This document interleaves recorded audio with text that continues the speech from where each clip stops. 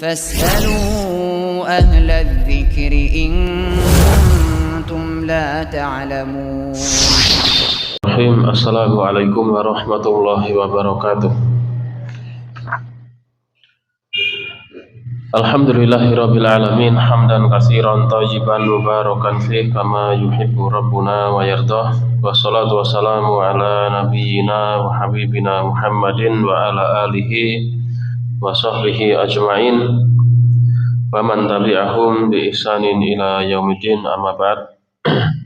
Senantiasa kita bersyukur memuji Allah Subhanahu wa taala atas segala karunia yang Allah berikan kepada kita semuanya. Semoga seluruh karunia ini, kenikmatan ini yang telah Allah berikan bisa kita gunakan dengan maksimal sebagai wasilah dan jalan yang semakin mendekatkan kita kepada Allah Subhanahu wa taala.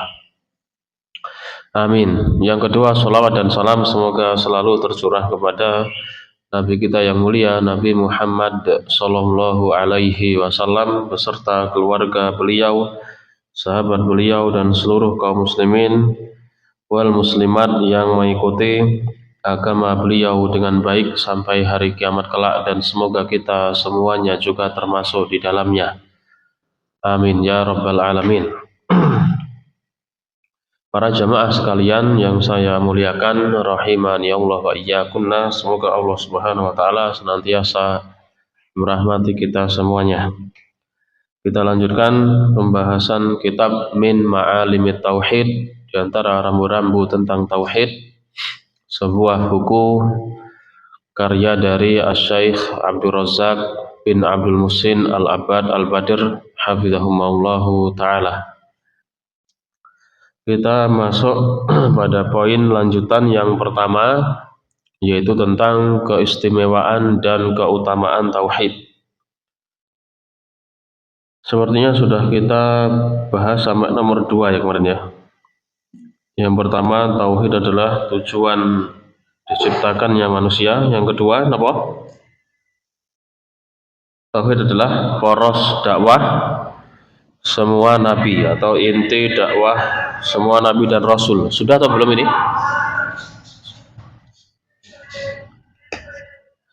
Sudah nggak? Sekarang yang ketiga, keistimewaan dan keutamaan tauhid yang ketiga adalah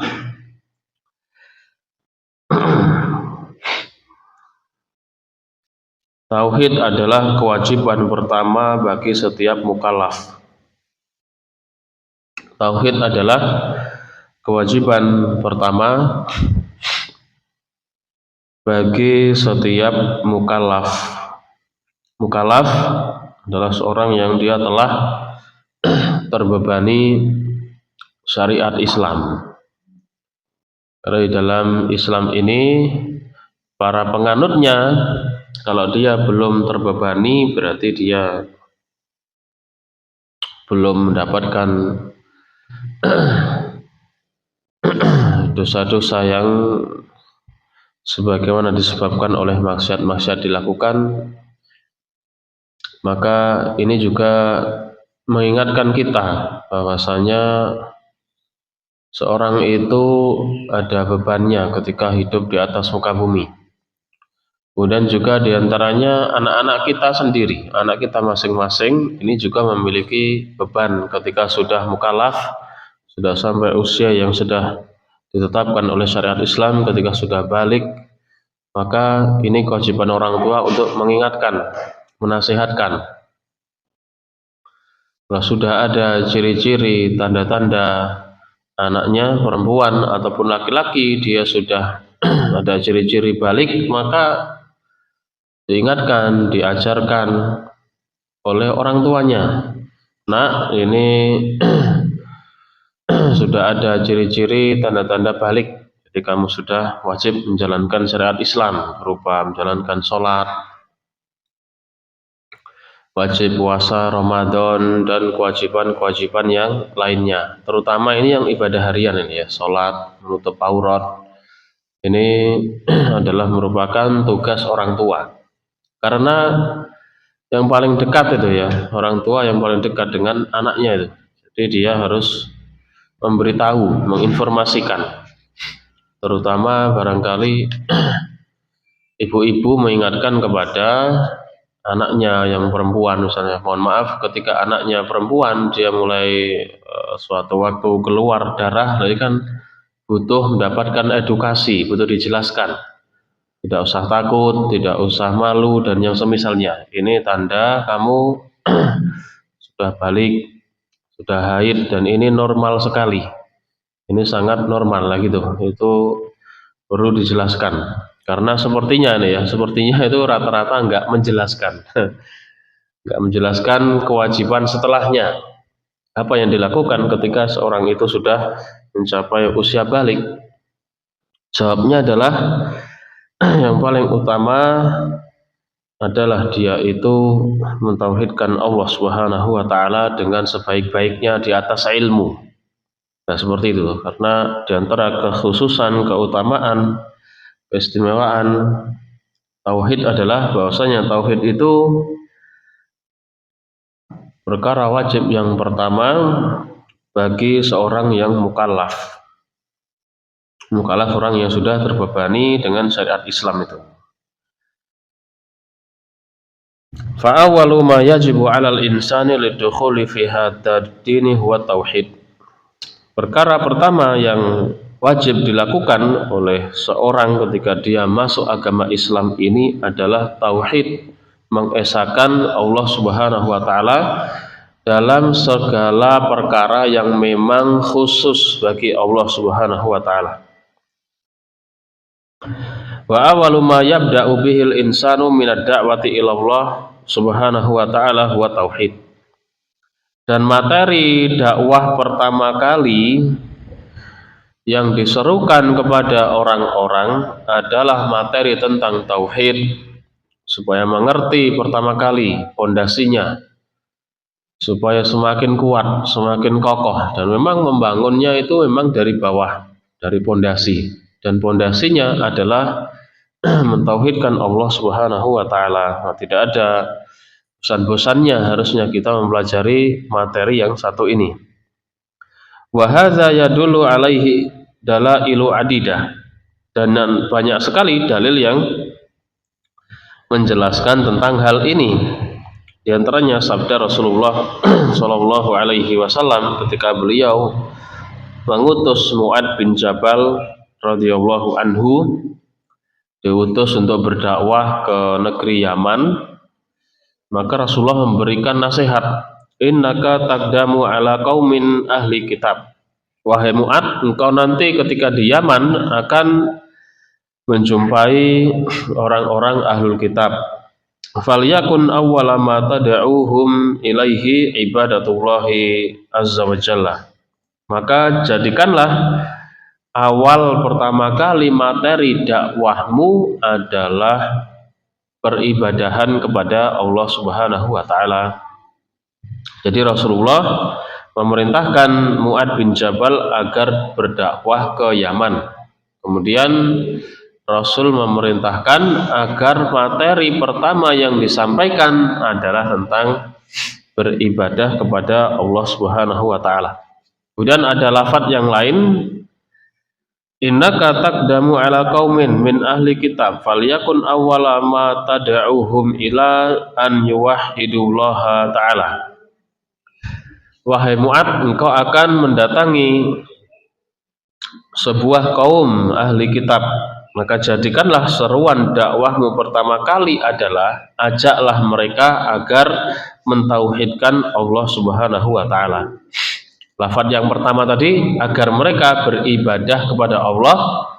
Lafaz yang ini serukan agar mereka mentauhidkan Allah Subhanahu wa taala. Kemudian lafaz yang lain lagi mirip juga, innaka sata'ti qauman ahla kitab fa idza ji'tahum fad'uhum ila an yashhadu an la ilaha illallah wa anna muhammadan rasulullah. Wahai Mu'ad, engkau akan mendatangi sebuah kaum. Kalau engkau sudah mendatangi mereka, maka serulah mereka, ajaklah mereka supaya bersyahadat la ilaha illallah, wa anna Muhammadan Rasulullah. Tidak ada sembahan yang hak kecuali hanya Allah, dan tidak ada dan sungguhnya Nabi Muhammad adalah utusan Allah. Fatauhidu huwa awwalu ma yajibu 'alal mukallafin wa bihi yubda'un wa huwa awwalu ma yadkhulul insanu bihi fi hadzal din fad-dinu qa'imun 'ala tauhid wa huwa asasuhul ladzi alaihi yubna. Maka tauhid adalah kewajiban pertama bagi orang yang sudah mukallaf, terbebani oleh syariat Islam. Ketika sudah balik, maka dia harus mentauhidkan Allah Subhanahu wa taala, belajar supaya mengetahui hakikat agama Islam. Dan tauhid merupakan perkara yang pertama kali yang harus diperhatikan oleh seorang yang dia masuk agama Islam ini, karena tauhid merupakan asas dan pondasi utama agama Islam. Seorang yang dia mengaku sebagai seorang muslim tapi dia tidak bertauhid, nah ini tidak berguna pengakuannya. Justru yang paling penting adalah tauhidnya. Seorang hidup di atas muka bumi ini, nilainya dia di sisi Allah Subhanahu wa taala adalah dengan tauhidnya yang mengakar kuat di dalam hatinya. Bagaimana keyakinannya, bagaimana akidahnya. Nah ini yang benar-benar dilihat oleh Allah Subhanahu wa ta'ala. Makanya ada sebuah hadis tentang hadis pitokoh. Hadis pitokoh itu kartu gitu ya. Seorang yang dia itu ketika dipanggil oleh Allah Subhanahu wa ta'ala kemudian ditampakkan kepadanya catatan amalan keburukan, kemaksiatan yang dia lakukan, itu ditampakkan oleh Allah Subhanahu wa taala. Dan jumlahnya ada 99 catatan. Satu catatan itu sejauh mata memandang. Berarti catatannya sangat panjang sekali gitu loh ya. Satu catatan saya sudah sangat panjang. Yang tertulis banyak sekali kemaksiatan yang dia lakukan. Apalagi dikalikan jumlahnya sangat banyak, puluhan, 90-an, ini sangat banyak sekali. Nah itu ditaruh di sebuah daun timbangan, karena timbangannya memiliki 2 daun timbangan itu ya. Maka orang ini merasa, wah ini saya sudah alamat nih, celaka nih, kebinasaan. Azab yang menunggu saya karena catatan saya ini keburukan semuanya. Maka kemudian dikatakan kepada orang ini, engkau tidak akan dizolimi sama sekali pada hari ini. Dikeluarkanlah sebuah catatan. Isinya apa? Isinya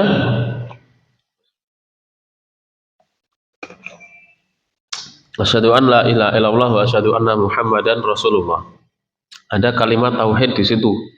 Padahal catatannya kecil, catatan bukunya kecil, selembar kertas kecil, ditaruh di daun timbangan satunya. Orang ini masih merasa frustasi. Wah ini dosa saya catatannya sangat banyak. Nah ini dengan kebaikan yang kecil sedikit, cuma selembar kertas, kayak selembar kartu, ini kan pasti lebih berat catatan dosa yang saya telah lakukan dahulu. Ketika ditimbang ternyata yang lebih berat mana? Catatan la ilaha illallah atau catatan dosanya? Catatan la ilaha illallah. Ini adalah sebuah nilai yang besar yang ada pada seorang hamba, dan keutamaannya sangat banyak sekali, disebutkan beberapa ini. Dan la ilaha illallah adalah miftahul jannah, kunci surga. Ada enggak yang namanya miftahul jannah nih? Biasanya ada biasanya. Gitu ya. Wah jenenge kunci swarga nih ya. Biasanya ada biasanya. Orang namanya miftahul jannah. Niki mboten wonten nggih. Ibu Miftah. Lah ini la ilaha illallah juga merupakan kunci surga. Tanpa seorang memiliki akidah tauhid yang benar, dia tidak mungkin masuk surga. Dia mustahil bisa masuk surga selama-lamanya. Kalau nggak masuk surga berarti masuk mana sih? Masuk mana? Masuk neraka. Makanya kita juga sangat penting mempertahankan, menguatkan kalimat tauhid la ilaha illallah. Ya, benar-benar kita perhatikan, sungguh-sungguh kita pelajari supaya kita bisa mengamalkan di kehidupan ini. Hidup tidak lama, maka pelajaran tauhid jangan sampai terlewat gitu loh ya. Hidup kita nggak lama, pelajaran tauhid ini jangan sampai kita nggak tahu, nggak paham. Karena ini merupakan pondasi dari segala sesuatu yang dibangun di atasnya. Sholat kita, puasa kita, zikir kita, birrul walidain, sodakoh, dia membangun sumur, membangun masjid, membangun panti, membangun pondok, dan lain sebagainya. Semuanya amal solih. Tapi tanpa tauhid, maka akan rusak segala sesuatu, ibadah sebesar apapun yang dia lakukan. Maka seorang muslim dia memiliki perhatian yang besar terhadap tauhid. Ini harusnya seperti itu. Sebagaimana Rasulullah juga mempraktekkan seperti itu, para sahabat juga seperti itu. Nah, berkaitan dengan yang ditimbang tadi, nanti di akhirat yang ditimbang ada 3. Salah satunya tadi adalah catatan amal. Nggih napa mboten? Yang 2 napa? Yang ditimbang pada hari kiamat ada 3. Yang 1 sudah kita sebutkan tadi adalah catatan amal. Catatannya berarti lembarannya, catatannya. Yang kedua napa? Yang 2 lagi napa yang ditimbang berarti? Napa nih? Yang ditimbang di hari kiamat. Catatan amal, kemudian orangnya, betul. Yang ditimbang berikutnya adalah orangnya. Dalilnya apa? Dalilnya apa kalau orang itu juga ditimbang? Enggak hanya di dunia kita nimbang timbangan berat badan ya. Di akhirat itu orangnya juga ditimbang. Dalilnya adalah diantaranya sabda Rasulullah SAW, sungguh nanti akan ada orang itu yang dia sangat gendut, dia sangat gemuk. Ternyata ketika ditimbang di timbangan amal tersebut, dia itu beratnya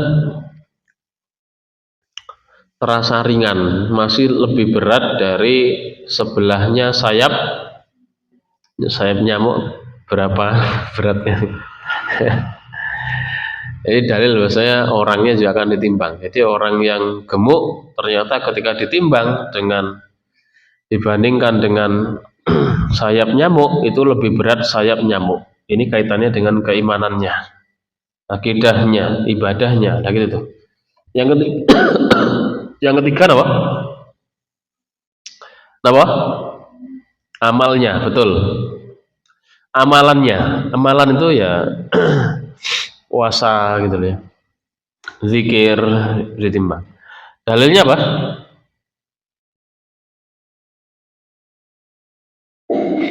Dalilnya adalah sabda Rasulullah Shallallahu Alaihi Wasallam, kalimatani khafifatani ala lisani, sakilatani fil mizani, habibatani ila rahmani, subhanallah bihamdi, subhanallahil azim. Kata Rasulullah Shallallahu Alaihi Wasallam, ada 2 kalimat yang ringan, mudah diucapkan oleh lisan. Tapi 2 kalimat ini berat kalau ditimbang di timbangan amal, timbangan hari kiamat. Nah, berarti 2 kalimat ini yang ditimbang, berarti kan amalnya, amal ibadahnya juga ditimbang. Dan dua kalimat ini dicintai oleh Ar-Rahman, Allah Subhanahu wa taala. Napa kalimatnya?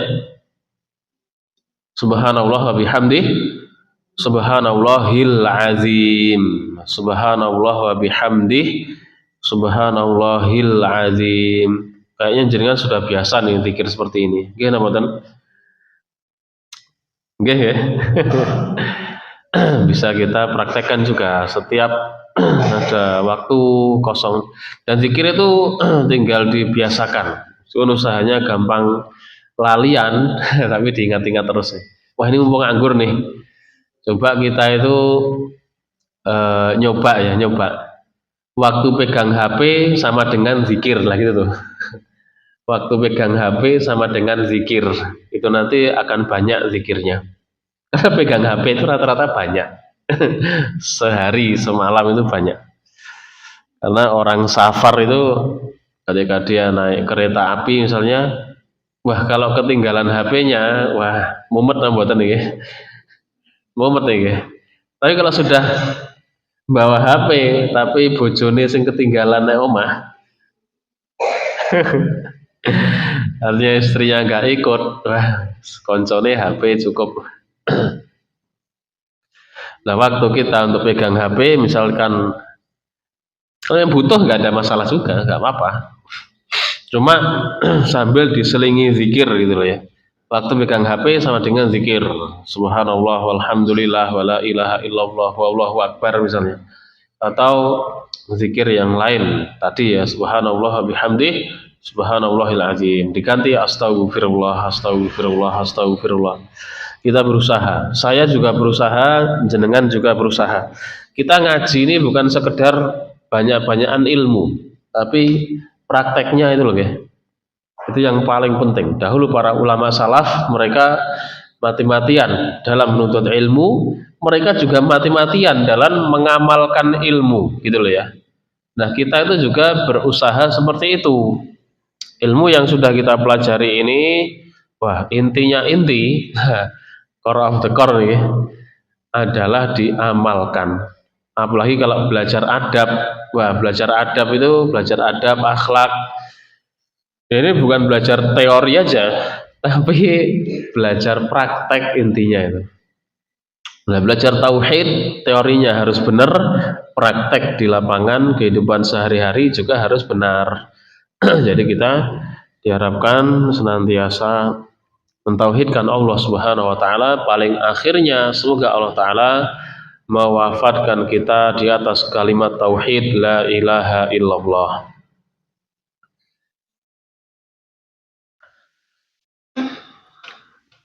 Ini yang ketiga. Kemudian keistimewaan tauhid yang keempat. Yang keempat adalah min khasa'is tauhid annahu sababul amni wal ihtidak fid dunya wal akhirah. Tauhid adalah sebab mendapatkan keamanan dan hidayah di dunia dan di akhirat. Tauhid adalah sebab mendapatkan keamanan di dunia, keamanan dan hidayah di dunia dan di akhirat. Jadi orang yang bertauhid dia akan mendapatkan keamanan dari Allah Subhanahu wa taala dan mendapatkan hidayah di dunia dan juga di akhirat.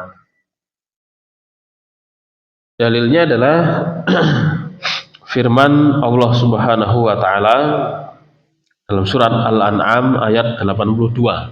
Al-An'am 82. Allazina amanu wa lam yalbisu imanahum bizulmin ulaika lahumul amnu wa hum muhtadun. Orang-orang beriman yang mereka tidak mencampur adukkan keimanan mereka dengan kezaliman, maka mereka akan mendapatkan keamanan dari Allah Subhanahu wa taala dan mereka adalah orang yang mendapatkan hidayah. Saya ulangi lagi, allazina amanu wa lam yalbisu imanahum bizulmin ulaika lahumul amnu wa hum muhtadun.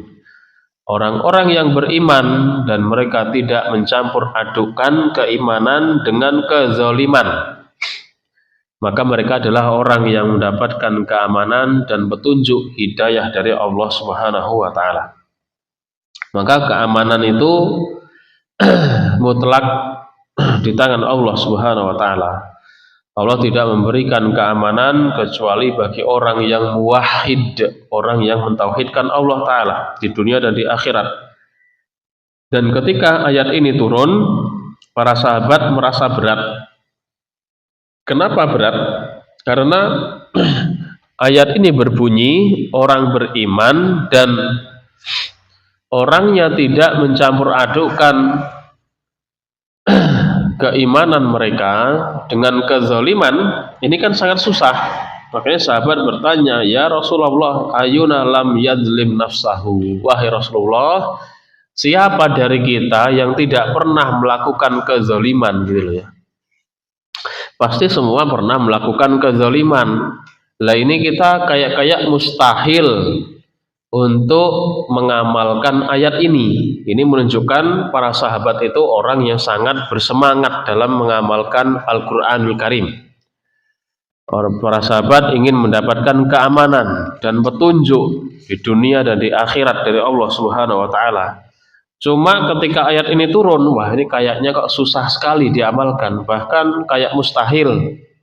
Orang beriman dan dia tidak mencampur adukan keimanan dengan kezaliman. Makanya mereka bertanya kepada Rasulullah, faedahnya juga fas'alu ahla zikri in kuntum la ta'lamun. Bertanyalah kepada ahli zikir.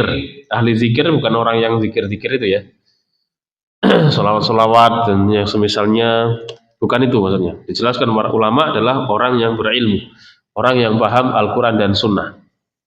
Kalau kalian tidak tahu, bertanyalah kepada para ulama. Kalau kalian tidak mengetahui, itu sudah obatnya itu. Kalau ngira-ngira, ini enggak benar. Ngira-ngira bisa jadi salah. Dalam agama ini tidak boleh ngira-ngira, tapi kita bertanya kalau tidak mengetahui. Maka sahabat juga bertanya, kita ini sebenarnya pengen mengamalkan ayat ini, tapi kok susah wahai Rasulullah. Siapa dari kita yang tidak pernah menzalimi dirinya sendiri? Siapa yang nggak pernah berbuat zalim? Maka Rasulullah bersabda, wallahu yaqulu, apa tadi? Rasulullah Shallallahu Alaihi Wasallam beliau menjelaskan, laisa hadza huwa makna zulm fil ayah. Maknanya bukan kezaliman secara umum di dalam ayat tersebut. Kemudian Rasulullah membawakan ayat firman Allah Subhanahu wa taala dalam surat Luqman. Surat Luqman.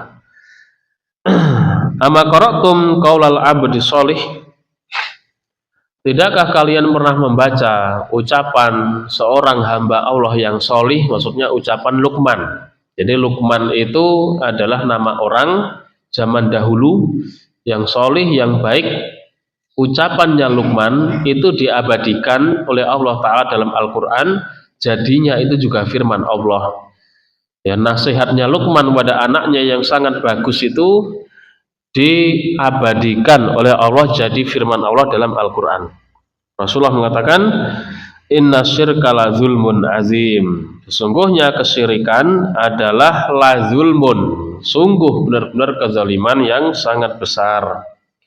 Fasara alaihi salatu wassalam az-zulma fi hadhil ayah bisyirki. Rasulullah menafsirkan, menjelaskan bahwasanya zalim, kezaliman di dalam ayat tadi dengan kesyirikan. Jadi maknanya adalah orang yang beriman dan dia tidak mencampur adukan keimanannya dengan kesyirikan. Maksudnya itu tuh. Kezaliman maksudnya di situ kesyirikan. Karena yang menafsirkan Rasulullah Shallallahu Alaihi Wasallam. Makanya kenapa kok Allah mengutus Rasulullah padahal sudah ada Al-Quran yang diturunkan? Jawabnya adalah diantara tugas hadis, tugas Rasul itu menafsirkan, menjelaskan Al-Quranul Karim. Ya sekelas sahabat saja terkadang tidak paham dengan Al-Quran dan mereka bertanya kepada Rasulullah, gurunya. Maka kita juga berusaha mencontoh seperti itu. Kalau ada yang kurang jelas, maka bisa bertanya kepada ahli ilmu. Setelah itu maka sahabat menjadi paham, oh berarti ayat ini masih mungkin kita lakukan, sehingga kita bisa mendapatkan janji Allah Ta'ala berupa keamanan dan juga hidayah di dunia dan juga di akhirat.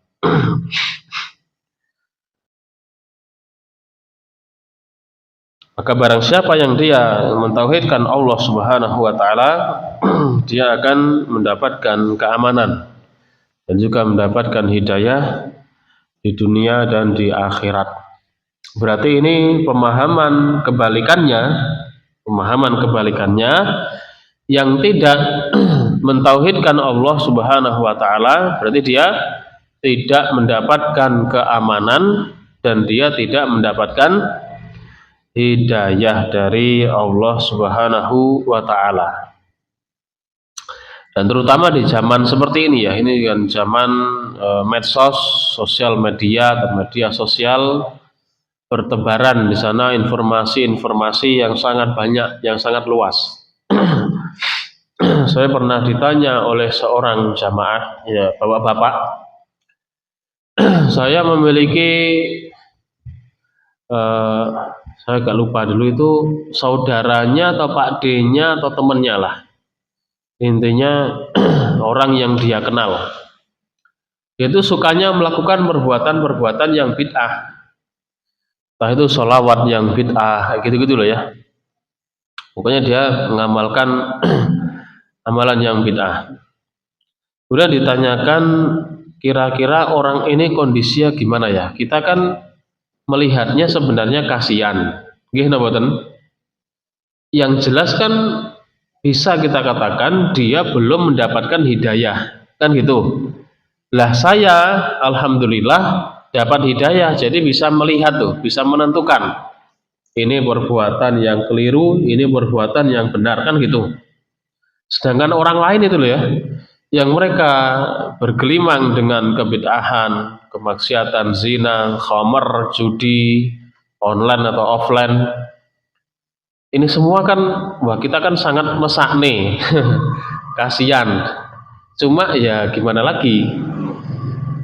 Maksudnya orang ini bertanya itu, apakah dia itu nggak ada kemungkinan atau harapan untuk bisa mendapatkan hidayah seperti saya gitu loh ya. Bisa dipahami lah mboten niki gambarannya? Bisa ya? Kemudian saya jawab, orangnya kan hidupnya di sekitar kita juga, orangnya di sekitar kita. Nah, ketika orang itu hidup di sekitar kita, sebenarnya kan bersinggungan dengan banyak orang, bersinggungan dengan banyak hal.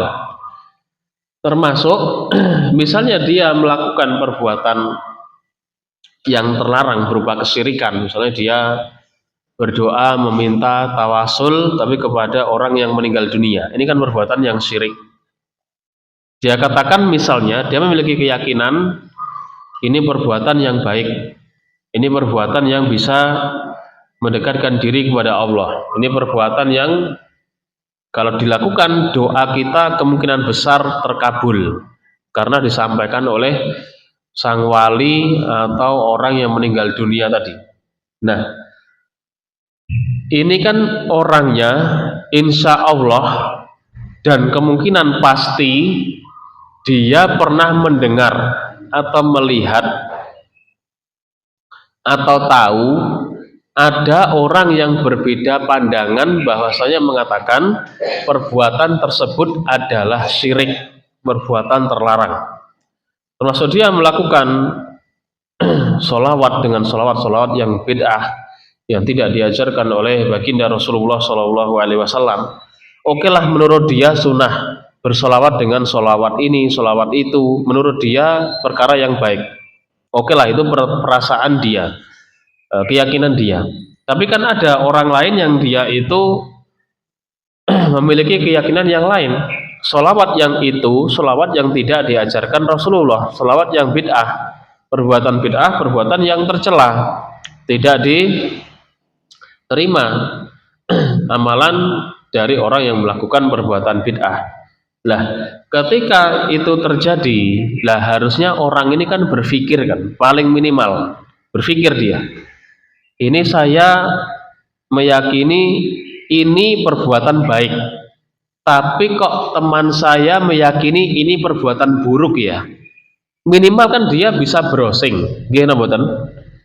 Maksudnya kenapa ini disebut buruk? Minimal kan dia harus memiliki keinginan untuk bergerak, kan gitu kan? Seperti kita waktu mulai hijrah itu loh ya. Kita mulai hijrah itu kan ada usaha-usaha, iya apa tidak? Apa tiba-tiba kita ini dapat hidayah celing gitu ya? Tiba-tiba langsung ngaji, bisa hadir di majelis ilmu, kan nggak bisa gitu, tapi berproses gitu loh ya.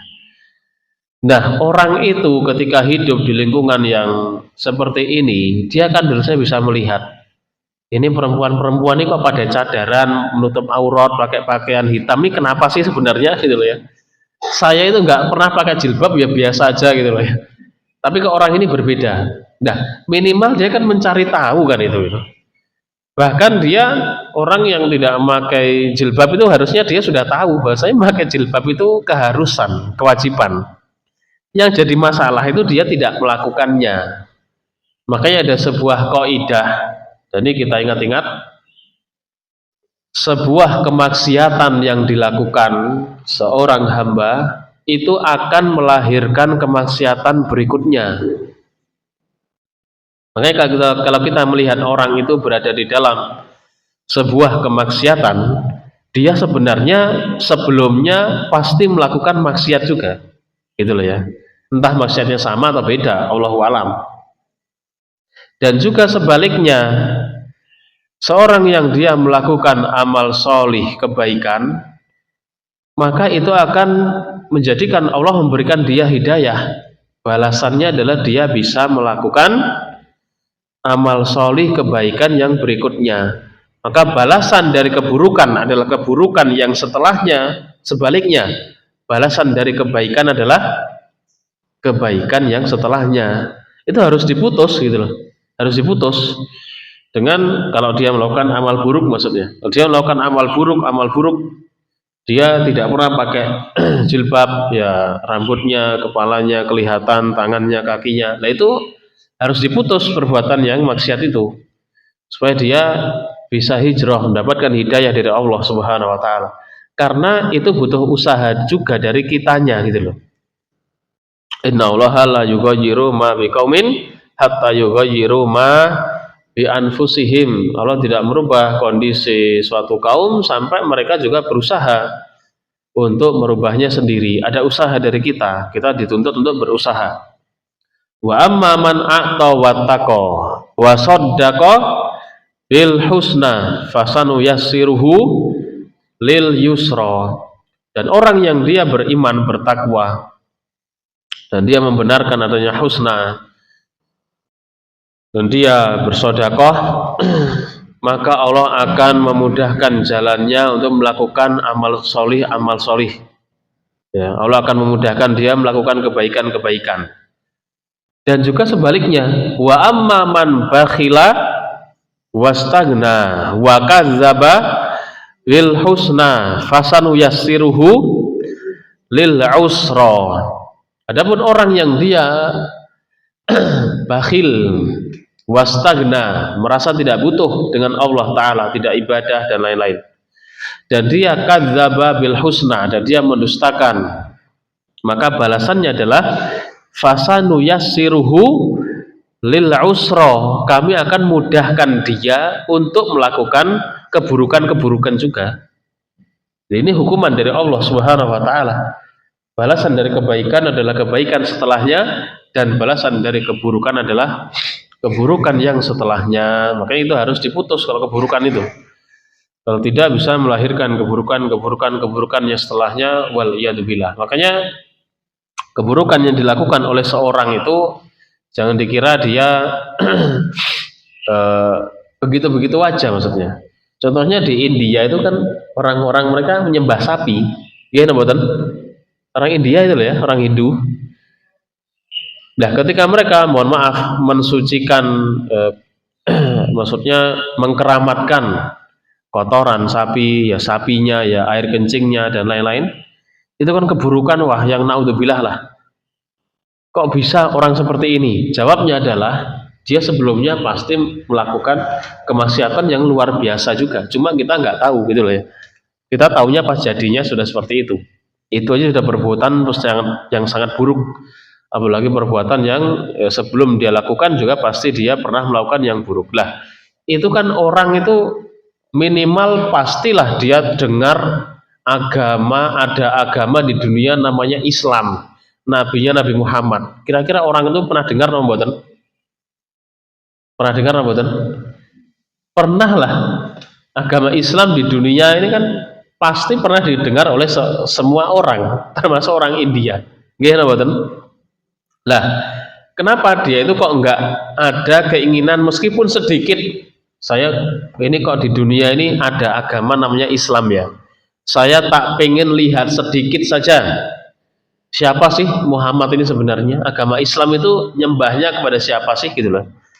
Karena kalau dia bergerak seperti itu, bisa jadi Allah akan memudahkan dia mendapat hidayah gitu loh. Masalahnya dia nggak mau gerak, lah kan gitu. Masalahnya di situ. Padahal kan tahu gitu loh. Seperti orang tadi yang dia tidak menutup aurat dan dia melihat bahkan temannya sendiri menutup aurat. Lah ini teman saya dulu ini. Dia kok jadi menutup aurat ya? Dia kan harusnya bertanya atau dia penasaran dia ngaji di mana atau dia mungkin dia menikah dengan siapa kok jadi menutup aurat. Kalau saya masih tetap gini-gini aja misalnya gitu. Itu kan harusnya ada pergerakan. Dia berusaha untuk semakin mendekat kepada Allah Ta'ala dengan menjalankan syariat Islam. Yang jadi masalah itu kan nggak ada usaha berubah menjadi lebih baik sama sekali. Masalahnya di situ tuh. Akhirnya Allah tidak mau memberikan hidayah karena ada hukum sebab akibat di dunia ini ya, ada hukum sebab akibatnya. Ada hukum sebab akibat yang berjalan ya, jadi perlu diperhatikan. Dan Allah Subhanahu wa Ta'ala juga berfirman menjanjikan hidayah bagi orang yang dia itu berusaha mencarinya. Walladzina jahadu fina lanahdiyannahum subulana, dan orang-orang yang sungguh berjihad di jalan kami, sungguh-sungguh mencari hidayah, pasti kami berikan hidayah. Pasti itu kata Allah, itu ada taukidnya tuh, ada penekanannya. Kalau dia sungguh-sungguh, pasti kami beri hidayah. Ini masalahnya nggak sungguh-sungguh, padahal bahkan sama sekali nggak ada pergerakan gitu loh ya, untuk melangkah neng masjid itu loh ya. Sikile wabot rakaruan gitu. Ini kan ya dilihat oleh Allah gitu loh, dilihat. Ya kalau ini orangnya memang ya kakinya dilangkahkan untuk ke masjid, dia beli bensin untuk hadir di majelis ilmu, makanya kemudahan ini Allah yang memberikan. Itu juga ada sebab akibatnya. Ada sebab akibatnya. Maka kita jangan main-main dengan kemaksiatan, terutama yang berkaitan dengan akidah subhat. Allah Subhanahu wa Ta'ala berfirman, falamma zagu azaghallahu qulubahum wallahu la yahdil qaumal fasikin. Ketika seorang itu dia mulai menyimpang sendiri, maka Allah akan sesatkan dia sekalian. Jadi ada hukum sebab akibat juga.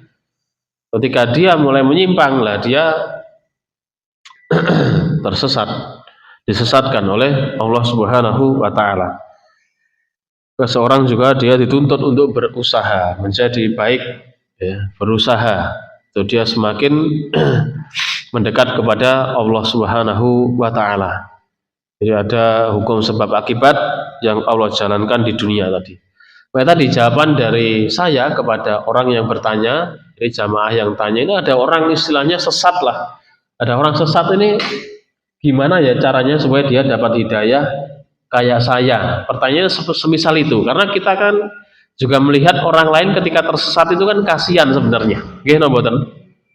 Terutama orang-orang yang kita cintai, kita sayangi, orang yang kita kenal, entah itu teman kita, karib kerabat, bisa jadi family kita. Cuma dia itu usai masalahnya paham kayak aku lah gitu kan. Dijelasnya orang dong-dong gitu loh. Ya dia sendiri soalnya nggak mau gerak, nggak mau ya kita bisanya hanya menunjukkan ini jalannya sini loh ya, yang benar ini nih kita berusaha. Diajak majelis ilmu nggak mau ya gimana lagi? Masalahnya dia sendiri juga nggak mau. Nah gitu, maka ada hukum sebab akibat.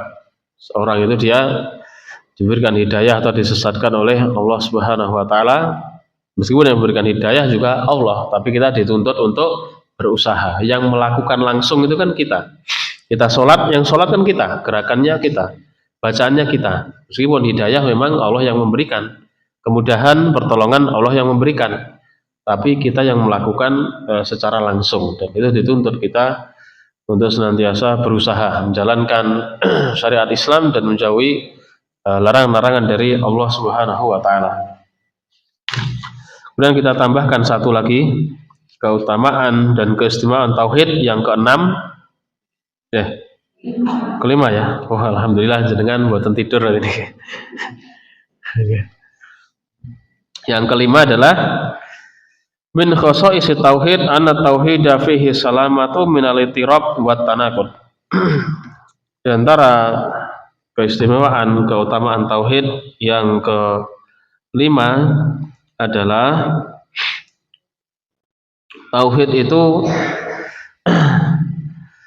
ada keselamatan dari kegoncangan dan kontradiksi. Pada tauhid ada atau terdapat keselamatan dari kegoncangan dan kontradiksi. Pada tauhid ada keselamatan dan kegoncangan dan kontradiksi. Berbeda dengan akidah yang lain maksudnya, yang penuh dengan kontradiksi dan kegoncangan. Yang penuh dengan kontradiksi dan kegoncangan. Contohnya saja akidahnya orang-orang Nasrani yang meyakini Trinitas itu kan wah itu serba goncang itu, ya kan? Gak bisa kokoh. Gimana nih yang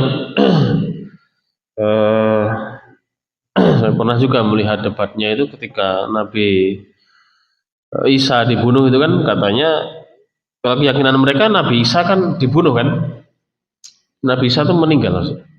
Nabi Isa dibunuh untuk menebus dosa-dosa umatnya, gitu kan? Kemudian ditanya di antara umatnya kan yang membunuh Nabi Isa siapa namanya? Namanya siapa? Yang membunuh Nabi Isa? Siapa sih? Kok lupa saya. Yudas ya? Katakanlah yang membunuh Nabi Isa kalau nggak salah Yudas Iskariot itu. Ketika pasturnya atau pemimpin agama mereka, istilahnya ustadz mereka ditanya, Nabi Isa meninggal atau Isa atau dikatakan itu meninggal dunia dalam rangka untuk menebus dosa umatnya, betul? Betul. Sekarang gimana kondisi dari Nabi Isa dibunuh oleh umatnya sendiri yang bernama Yudas, betul? Betul. Apakah Nabi Isa juga menebus, memohonkan ampun atau menebus dosanya orang yang membunuhnya sendiri? Lah gimana tuh jadinya? Ini kan sangat aneh, ya kan? Umatnya sendiri yang membunuh. Tentu antara yang pembunuhan itu, satunya membunuh, satunya dibunuh. Ini kan ada yang mendolimi, ada yang terzolimi.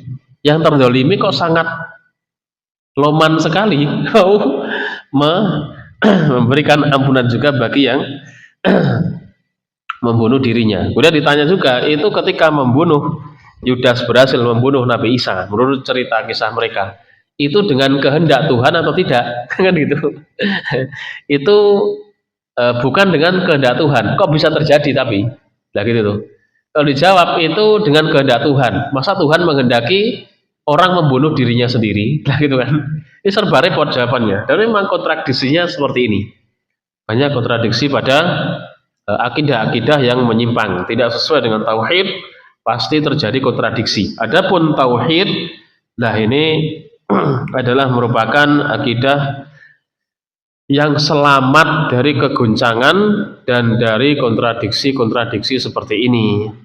Kita beribadah kepada Allah Subhanahu wa taala. Tuhannya satu. Allah itu satu. Qul huwallahu ahad. Katakanlah Allah itu satu. Allah itu tunggal. Allah esa. Bukan 2, 3, 4, tidak. Allah satu. Jadi jelas sembahan kita adalah Allah Subhanahu wa taala.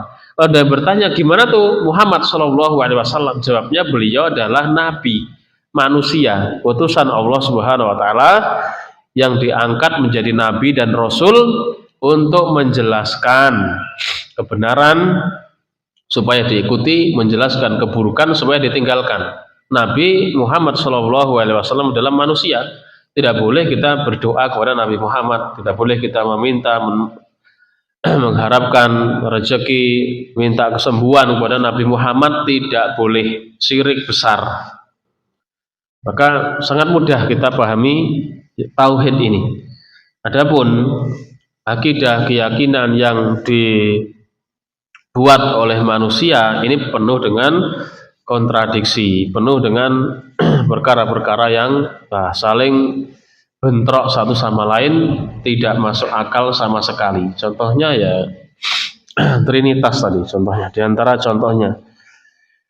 Maka akidah tauhid ini adalah perkara yang mudah dipahami dan juga bisa diterima oleh akal yang sehat, akal yang waras, akal yang baik. Seperti itu. Beda dengan akidah yang lainnya yang sangat tidak masuk akal. Contoh yang mereka orang beribadah kepada selain Allah Ta'ala, contohnya yang menyembah kepada sapi tadi ya, orang-orang India, Hindu itu, yang mereka beribadah kepada sapi, itu jadinya malah nggak masuk akal harusnya. Karena perintah Allah itu kita beribadah kepada Tuhan, Rabb yang menciptakan kita. Jadi yang menciptakan kita itulah yang harus diibadahi. Dalam ayat-ayat yang lain, yang harus kita sembah itu adalah yang menciptakan matahari, menciptakan langit, mengatur alam semesta lah gitu tuh. Yang kita sembah adalah zat yang memiliki kekuasaan seperti itu. Maka kita beribadah kepada Allah ini sangat pas, sangat cocok. Ini cerdas ini, gitu loh ya. Adapun yang beribadah kepada selain Allah, menyembah kepada sapi, sapi ini bisa apa gitu loh ya. Kita menyembah kepada sapi dan kita sama-sama diciptakan makhluk, diciptakan oleh Allah Subhanahu wa taala. Sapi tidak bisa memberikan rezeki, sapi tidak bisa menghidupkan dan mematikan, sapi tidak bisa menumbuhkan tanaman, gitu kan. Sapi sendiri juga butuh makan kok, iya apa enggak? Sesembahan yang kita sembah tidak butuh siapapun dan apapun, tidak butuh. Allah Subhanahu wa taala ketika disembah ya tidak minta rezeki, tidak minta makan. Justru Allah yang memberikan rezeki kepada hambanya, kepada manusia, kepada jin dan kepada semua makhluknya, hewan-hewan juga diberikan rezeki oleh Allah Subhanahu wa taala. Jadi kalau akidah tauhid ini sesuai dengan fitrah dan juga selamat dari kegoncangan dan kontradiksi. Adapun akidah yang keliru menyimpang maka pasti ada kontradiksi. Contoh yang lain, orang yang dia percaya dengan jimat-jimat. Orang yang percaya dengan jimat, misalnya dia menggunakan jimat kol buntet. Jangan tahu kol buntet namanya. Kol buntet kan sebenarnya kayak batu kan itu. Bentuknya kol, entah dia dinamakan apa yang sudah mengeras sekian tahun itu. Kayak gitu-gitulah ya. Atau dia pakai pering petuk. Tahu enggak pering petuk itu? Bambu yang itu lihat cabangnya itu bertemu. Jangan nanti browsing di Shopee aja. Ada orang jual pering petuk karena kelaparan juga ada. Katanya itu jimat penglaris, tapi ternyata yang jualan juga butuh duit tuh. Gitu. Kenapa nggak dipakai sendiri aja? Dan yang semisalnya, itu kan mereka menggunakan benda-benda mati seperti itu diyakini bisa memberikan rezeki, paling minimal bisa melancarkan rezeki. Padahal yang bisa itu adalah kekhususan bagi Allah Subhanahu wa taala. Memberikan rezeki, melancarkan rezeki adalah Allah. Berarti orang itu mensekutukan Allah dengan benda mati. Ini kan sangat, ya istilahnya sangat kurang ajar lah ya. Allah disekutukan benda dengan bambu, Allah disekutukan dengan batu, Allah disekutukan dengan sapi tadi, naudzubillah min dzalik. Allah sang Khalik yang menciptakan disekutukan dengan ciptaannya sendiri. Itu pun bukan ciptaan yang terbaik, ciptaan benda mati gitu loh ya. Benda mati sama benda hidup kan lebih baik benda hidup. Ini Allah disekutukan dengan kol buntek misalnya, atau dengan raja-raja, dengan jimat-jimat dan lain sebagainya. Ini tidak masuk akal. Orang dia bendanya juga tidak bisa bergerak sendiri, benda mati yang penuh dengan kelemahan. Maka orang yang dia tidak memiliki akidah tauhid, ini akidahnya akan goncang. Banyak kelemahan yang ada pada dirinya. Dan orang ketika melakukan kesyirikan pada Allah Subhanahu wa taala, akan Allah jadikan hatinya bergantung pada benda tersebut, penuh dengan kegelisahan, tidak ada ketenangan batin, tidak ada ketenangan pada hatinya, yang akhirnya itu menjadikan dia itu tidak mudah untuk menghadapi dunia ini. Ketika mendapatkan kesulihan, naudzubillah min dzalik, bunuh diri misalnya. Ini tauhidnya tidak kuat, tauhidnya belum bagus. Musibah yang Allah timpakan pada manusia, kepada hambanya, kepada orang beriman, ini kita yakini musibah dari Allah Subhanahu wa taala, ada maksudnya, ada hikmahnya. Maka tidak boleh kita menyikapinya dengan cara yang tidak benar, dengan bunuh diri, dengan tidak terima dengan takdir. Ini contoh-contoh yang salah, contoh yang keliru. Jadi kita sikapi dengan sabar, tetap berdoa kepada Allah Subhanahu wa taala. Yakinilah bahwasanya musibah yang menimpa seorang mukmin itu adalah bentuk kasih sayang dari Allah Subhanahu wa taala. Innallaha idza ahabba qauman ibtalahum. Allah Ta'ala apabila mencintai sebuah kaum, Allah akan memberikan ujian kepada mereka. Faman radiya falahu ridho. Barang siapa yang ridho, sabar ketika mendapatkan ujian, tetap dia menjalankan syariat Islam dengan baik, maka dia mendapatkan keridhaan dari Allah. Waman sakhita falahu sakhat. Kalau dia marah, tidak terima dengan takdir yang Allah berikan kepadanya, maka dia akan mendapatkan kemurkaan dari Allah Subhanahu wa taala. Semoga Allah Subhanahu wa taala senantiasa menjaga kita, melindungi kita, dan memberikan keistiqomahan kepada kita di atas tauhid sampai ajal menjemput kita. Amin. Demikian yang bisa kita sampaikan. Kita lanjutkan pertemuan berikutnya باذنillah taala. Semoga bermanfaat. Aqulu qouli hadza wa astaghfirullah li wa lakum. Subhanakallahumma bihamdika asyhadu an la ilaha illa anta astaghfiruka wa atubu ilaik. Wassalamualaikum warahmatullahi wabarakatuh.